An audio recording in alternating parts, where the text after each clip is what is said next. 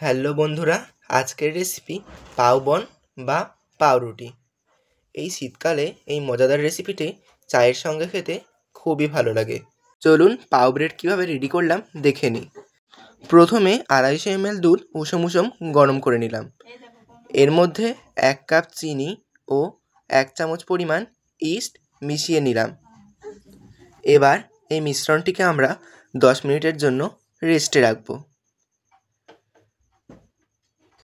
এরপর আমরা 250 গ্রাম ময়দা নিয়ে নিলাম। ইস্ট দিয়ে 10 মিনিটের জন্য আমরা মিশ্রণটিকে রেস্টে রেখেছিলাম। এর ফলে মিশ্রণটি অনেকটাই ফুলে উঠেছে। এরপর আমরা এর মধ্যে ময়দাটিকে ঢেলে দিলাম ও ভালো করে মেখে নেব। আপনারা মিশ্রণটিকে যত ভালো করে মাখবেন এটি ততই নরম বা সফট হবে। এটি আমরা ভালো করে মেখে নেব। যতই ভালো করে এটি আমরা মাখবো পাউরুটি ততই নরম ও তুলতুলে হবে এবং খেতেও খুব সুস্বাদু লাগবে। এরপর আমরা এর মধ্যে কিছুটা পরিমাণ সাদা তেল দিয়ে আরও ভালো করে মেখে নেব।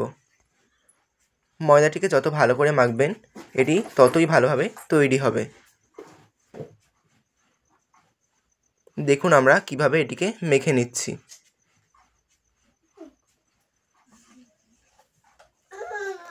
এরপর আমরা মিশ্রণটির গায়ে ভালো করে তেল মাখিয়ে নেব, কেননা মিশ্রণটি রেখে দেওয়ার ফলে এটি ফুলে উঠবে, যার ফলে এটি পাত্রের গায়ে লেগে যেতে পারে। তাই আমরা ভালো করে পাত্রের গায়েও তেল মাখিয়ে নিচ্ছি।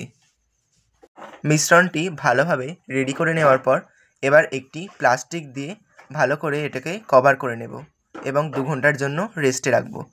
আপনারাও অন্য এমন কোনো জিনিস দিয়ে কভার করবেন যেন এর মধ্যে হাওয়া প্রবেশ না করে, কেননা হাওয়া প্রবেশ করলে রুটিটি ফুলবে না।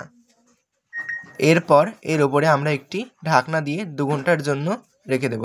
2 ঘন্টা পরে দেখুন মিশ্রণটি ফুলে প্রায় দ্বিগুণ হয়ে গেছে। আপনারা আরেকটু বেশি সময় ধরে রাখলে মিশ্রণটি আরও ভালো করে ফুলে উঠবে। এবার আমরা মিশ্রণটিকে আরেকটু ভালো করে মেখে নেব। দেখুন মিশ্রণটি কত সুন্দরভাবে ফুলে উঠেছে। মিশ্রণটি যত মাখবেন পাউরুটি ততই সফট হবে। এবার একটি পাত্রে আমরা কিছুটা পরিমাণ সাদা তেল মাখিয়ে নেব।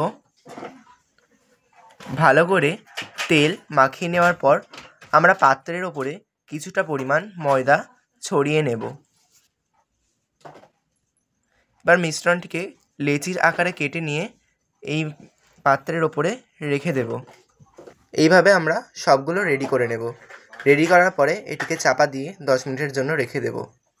10 মিনিট পরে আবার এর ওপরে আমরা তেল ব্রাশ করে নেব। ভালো করে এখানে তেল ব্রাশ করতে হবে।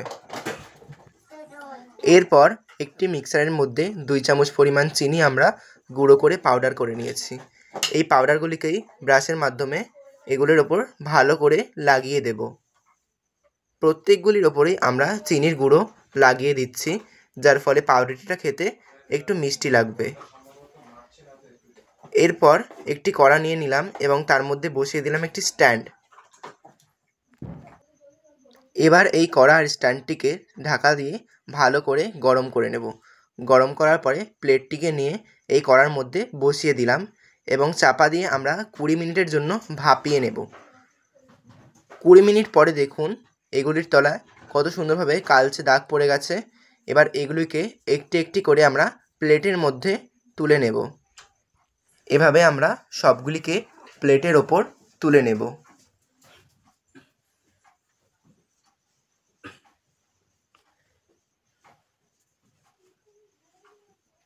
এরপরে আপনাদেরকে একটুখানি দেখাবো যে আমাদের পাউরুটিটা কতটা নরম ও তুলতুলে হয়েছে। দেখুন বন্ধুরা পাউরুটিটি কত নরম হয়েছে। যদি আজকের রেসিপিটি পছন্দ হয়ে থাকে তাহলে লাইক ও সাবস্ক্রাইব করবেন। ধন্যবাদ।